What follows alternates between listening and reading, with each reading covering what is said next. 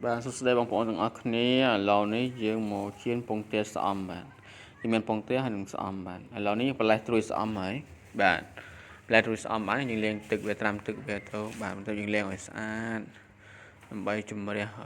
cái tí đại thủy lâu này dương chập ở đâu mà có phong mình các bạn phong tia các bạn thành dương chơi chặt dương chơi chặt phong tia còn phong tia chơi chặt phong mình tạo bạn lâu này dương bạn phong mình được thàn bốn club trên bốn club thế bà là những cô đại tràn nó với những đại bị trên với những đại score tích bởi dùng cho score mày đại score thì làm bên tích bà cho kia rồi hơi nhưng cô về mặt cho kia cho bảy con hòm về con sò bà là một tiêu dựng đã lực tầm bà lực tầm những hand sai cho nó nhỏ bạn thọt lực tầm hand tế bà này là những hand tới tâm mỗi những hand sòm là những liền đối những hand sòm với nhiều bạn cô cho mỗi kia bà cô mơ tao là mô mà những chơi chất sòm bà nấy là bà nângแต่ខ្ញុំចូលចិត្តស្អំដាក់ស្អំឲ្យច្រើនតែបាទកូរទៅកូរលេគ្នាទៅបាទរួចហើយយើងចាប់ផ្ដើមដុតភ្លើងបាទអត់ភ្លើងយើងដាក់ឆ្នាំងខ្ទះមកឥឡូវឆ្នាំងខ្ទះយើងលាងស្អាតហើយបាទយើងសម្ងួតវាអត់កុំឲ្យវាផ្ទុះទឹកឥឡូវយើងចាក់ខ្លាញ់ចូលបាទចាក់ខ្លាញ់ចូលម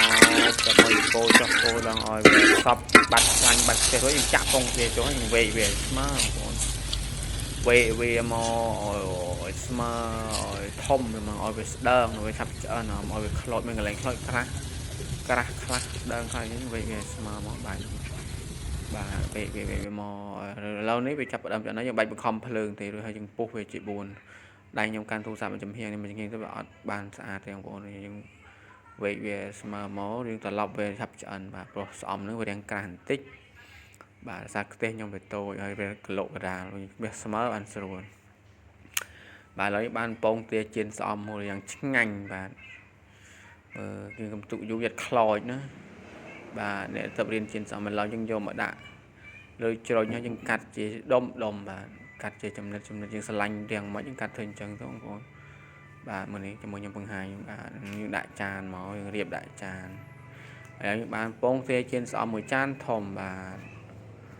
បាយបាយ